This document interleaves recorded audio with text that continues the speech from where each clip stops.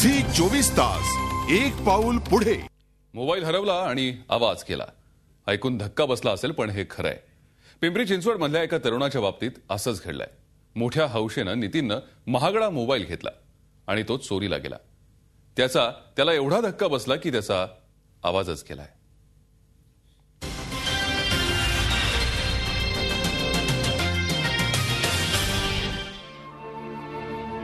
हा आहे नितीन सूर्यवंशी। पिंपरी चिंचवडच्या आरोग्य विभागात काम करणाऱ्या या तरुणाचा आवाज गेलाय। त्याचं कारण ऐकून धक्का बसेल।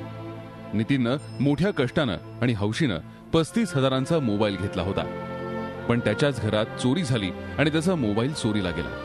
या घटनेचा नितीनवर एवढा परिणाम झाला की त्याचा आवाजच गेला। दातांच्या उपचाराच्या पद्धती आम्ही वापरून या रुग्णास काही टंग स्पाईक किंवा जिभेला जागेवर पकडून ठेवेल असं काहीतरी अप्लायन्स तयार करून त्याच्यामध्ये हालचाल जिभेच्या पुढच्या वंचट भागाची हालचाल थांबवून त्याला बोलतं करण्याचा प्रयत्न करीत आहोत। नितीनला जीभ पकडल्याशिवाय बोलताच येत नाहीये।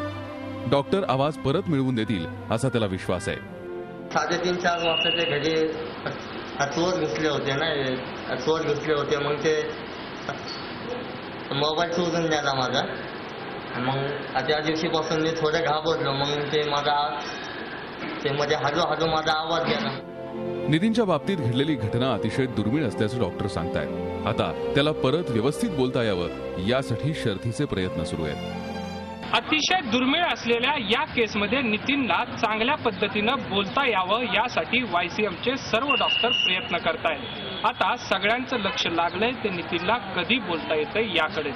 झी 24 ताससाठी व्हिडिओ जर्नलिस्ट अमोल धर्माधिकारीसह कैलास पुरी, पिंपरी चिंचवड। झी 24 तास एक पाऊल पुढे।